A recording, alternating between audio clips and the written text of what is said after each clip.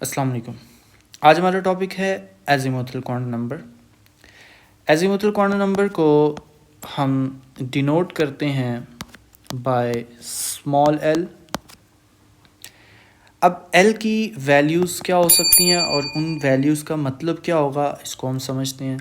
तो बेटा एल की वैल्यूज़ हो सकती हैं 0, 1, 2, 3 and so on, but it always be less than the value of principal quantum number. Principal quantum number से हमेशा ये कम रहता है। इसको भी हम एक्सप्लेन करेंगे जब हम टेबल बनाएंगे, वैल्यूज़ देखेंगे। बेटा एन की इन वैल्यूज़ का मतलब क्या होता है, लेकिन हम अब ये देखेंगे कि एन की वैल्यूज़ क्या हो सकती हैं। ये तो देख लिया, लेकिन क्या नहीं हो सकती ये देखते हैं। तो बेटा एल की वैल्यूज़ जो हैं ये नेगेटिव नहीं हो सकती।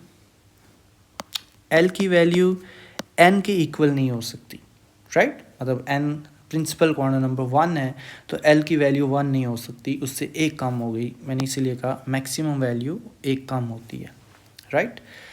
अब बेटा ये हमें जो एल की वैल्यूज़ हैं ये हमें बताती हैं कि एक शेल के अंदर सब शेल्स भी होते हैं। तो ये हमें किसके बारे में बताता है बेटा? सब शेल्स के अबाउट, या सब एनर्जी लेवल्स। तो अगर आप इसको बिल्कुल सिंपल एग्जांपल से समझना चाहें, जैसे आप ये एग्जांपल आपने अक्सर सुनी होगी, मैं भी वही कॉमन एग्जांपल देता हूँ। जैसे एक घर के अंदर डिफरेंट रूम्स होते हैं, ठीक है। तो इसी तरह बेटा एक शेल के अंदर जो इलेक्ट्रॉन्स होते हैं, हमने लास्ट लेक्चर में इसको देखा था प्रिंसिपल क्वांटम नंबर में, कि एक शेल के अंदर मैक्सिमम कितने इलेक्ट्रॉन्स आ सकते हैं। पहले शेल में 2 इलेक्ट्रॉन्स आ सकते हैं, ठीक है। इसको हम ऐसे लिख लेते हैं, एन अगर 1 हो तो उसमें मैक्सिमम 2 इलेक्ट्रॉन आ सकते हैं, 2 होगा तो 8 इलेक्ट्रॉन आ सकते हैं, 3 होगा तो 18 आ सकते हैं, वगैरह वगैरह, राइट। ये हमने लास्ट लेक्चर में देखा। तो बेटा लेकिन ये 2 इलेक्ट्रॉन्स जो हैं ये आगे इनकी फर्दर कोई डिवीजन भी तो होगी, ये इकट्ठे एक जगह पे तो नहीं रह रहे होंगे ना, इनकी कोई डिफरेंट आगे फर्दर डिवीजन होगी, कोई बहुत लार्ज डिफरेंस ऑफ एनर्जी तो उनमें नहीं होगा, बट वो डिफरेंट जगह पे रह सकते हैं, ठीक है, एक शेल में रहते हुए भी। तो इसीलिए हम कहते हैं फिर कि एक शेल के अंदर सब शेल होते हैं, राइट। तो बेटा एल की वैल्यू का क्या मीनिंग होता है, तो हम उसको देख लेते हैं अब हम। तो बेटा एल की वैल्यू हमें क्योंकि सब शेल के बारे में बताती है, तो देखते हैं जी किस एल की वैल्यू अगर 0 है तो बेटा सब शेल होता है एस। एल की वैल्यू अगर 1 है तो उसका मतलब होता है बेटा पी सब शेल। एल की वैल्यू 2 का मतलब होता है बेटा डी सब शेल। एल की वैल्यू 3 का मतलब है बेटा एफ सब शेल। और अगर एल की वैल्यू 4 होगी तो वो जी सब शेल होगा। लेकिन क्योंकि जी सब शेल की अभी तक हमें ज़रूरत नहीं पड़ी, कोई ऐसा एलिमेंट हमारे पास नहीं है कि जिसमें जी सब शेल को फिल करने की ज़रूरत पड़े, इस वजह से हम एफ सब शेल तक ही डिस्कस करेंगे। तो बेटा जैसे हमने कहा कि हर शेल की अपनी कैपेसिटी होती है मैक्सिमम इलेक्ट्रॉन्स रखने की, तो फिर एक सब शेल की कितनी कैपेसिटी होती है इसको हम इधर ही देख लेते हैं। लेकिन एक ये भी याद रखना है कि अभी हमने इस बात को डिस्कस करना है कि एक शेल में कितने सब शेल होते हैं। मतलब ये पहला शेल है तो पहले शेल में कितने सब शेल होंगे, दूसरे में कितने होंगे, तीसरे में, ठीक है। तो लेकिन हम सब शेल्स को अलग-अलग डिस्कस कर लेते हैं कि किस सब शेल में मैक्सिमम नंबर ऑफ इलेक्ट्रॉन्स कितने होंगे। तो बेटा इसका फार्मूला होगा 2 × 2l+1। तो एस सब शेल में मैक्सिमम कितने इलेक्ट्रॉन आ सकते हैं बेटा, इसकी एल की वैल्यू 0 है तो यहाँ पर पुट करें 2 × 0+1। तो 2 × 0 ये 0 आ जाएगा तो आंसर आ जाएगा 2। इसका मतलब है एस सब शेल में 2 इलेक्ट्रॉन्स आ सकते हैं। पी की एल की वैल्यू क्योंकि 1 होती है तो एल एन की जगह एल की जगह ये जो एल है इसकी जगह 1 रखेंगे +1। तो बेटा इसका आंसर आ जाएगा कितना, ये हमने यहाँ पर जी 1 रखना था, तो 2 + 1 3 और 6 इलेक्ट्रॉन्स आ जाएंगे। अगर हम यहाँ पर एल की वैल्यू 2 रखें, क्योंकि डी सब शेल के लिए एल की वैल्यू कितनी है 2, तो 2 × 2 + 1 तो बेटा कितने इलेक्ट्रॉन्स आ सकते हैं इसमें? 10 इलेक्ट्रॉन। एफ सब शेल में कितने इलेक्ट्रॉन्स आ सकते हैं? 3 रखेंगे यहाँ पर, 1 3 2 6 + 1 7 7 2 14। तो एफ सब शेल में 14 इलेक्ट्रॉन्स आ सकते हैं। बेटा ये तो हमने देख लिया हर सब शेल में कितने इलेक्ट्रॉन्स आ सकते हैं। अब हम देखना ये चाहते हैं कि पहले शेल में कितने सब शेल हैं, दूसरे में कितने सब शेल हैं, तीसरे शेल में कितने सब शेल हैं। तो यहाँ पर हम लिख लेते हैं फिर n, और बेटा यहाँ पर हम लिख लेते हैं फिर l की वैल्यू, और बेटा यहाँ पर हम लिख लेंगे सब शेल्स। चल बेटा अगर n की वैल्यू 1 हो तो l की वैल्यू क्या होती है? बेटा l की वैल्यूज़ मैंने आपको बताया था शुरू में, दोबारा लिख लें। इसकी वैल्यू हो सकती है, मैक्सिमम वैल्यूज़ बेटा इसकी हो सकती हैं 0 to n-1 तक। ठीक है, तो ये फार्मूला आपने याद रखना है, यहाँ पर अप्लाई करेंगे 0 to n-1। तो बेटा n 1 है तो 0 से स्टार्ट करें और n-1 तक चले जाएं। तो n क्योंकि 1 है तो l की वैल्यू 0 ही आ जाएगी।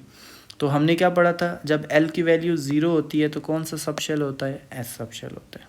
ओके, तो बेटा सेकंड शेल हम देखते हैं कि सेकंड शेल जो है उसमें कितने हमारे पास l की वैल्यूज़ कितनी होंगी और सब शेल कौन सा होगा। तो बेटा n की वैल्यू जब 2 होगी तो उसमें मैक्सिमम कितने सब शेल्स होंगे? तो 2 है n की वैल्यू, तो बेटा 0 से स्टार्ट करें और n-1 तक जाएं।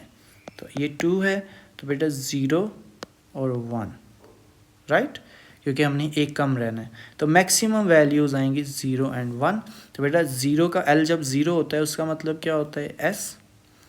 l जब 1 होता है तो उसका मतलब मैंने आपको क्या बताया? p सब शेल। ये यहाँ पर लिखा हमने, l जब 0 हो तो s सब शेल, 1 हो तो p सब शेल, 2 हो तो d सब शेल, 3 हो तो f सब शेल, राइट। तो l की वैल्यू, ये कॉलम l की वैल्यू का है 0 तो s सब शेल, 1 तो p सब शेल। लेकिन इस 0 में, इस सब शेल में और इस सब शेल में फ़र्क क्या होगा ये भी तो हमें पता होना चाहिए। तो बेटा इन दोनों में फ़र्क ये है कि ये पहले शेल का s है तो इसको 1s लिखेंगे, ये बेटा दूसरे शेल का s है तो इसको हम 2s लिखेंगे, राइट। और ये p सेकंड शेल का है तो इसको 2p लिखेंगे। तो सब शेल के साथ हम उसके शेल नंबर जो है वो भी लिख देंगे। नेक्स्ट, थर्ड शेल में मैक्सिमम कितने सब शेल्स होते हैं? तो बेटा इसमें l की वैल्यूज़ का फार्मूला, क्योंकि मैंने आपको बताया 0 से स्टार्ट करना है और n-1 तक जाना है अगर आपको टोटल नंबर ऑफ़ वैल्यूज़ चाहिए। तो बेटा ये आ जाएगा 0 1 and 2, ठीक है, क्योंकि l की वैल्यू जो है वो 3 नहीं कर सकती क्योंकि n की वैल्यू 3 है। मैंने आपको बताया था n और l की वैल्यू इक्वल नहीं हो सकती, एक कम हो सकती है। ओके, तो l की वैल्यू 0 का मतलब क्या होता है? s सब शेल, 1 का मतलब क्या होता है? p सब शेल, 2 का मतलब क्या होता है? d सब shell.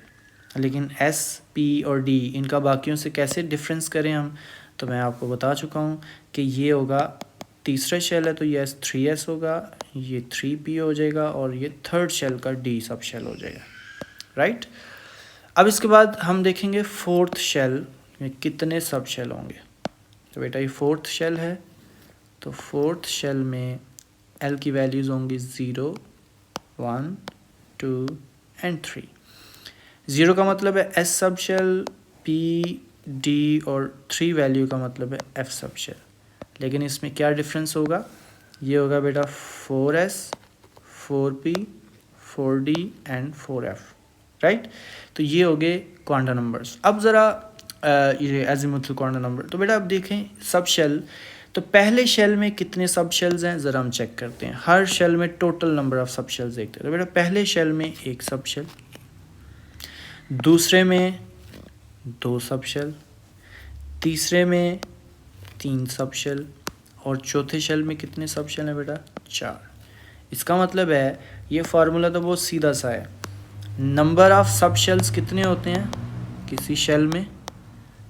Number of sub shells बेटा शेल नंबर के इक्वल होते हैं, राइट।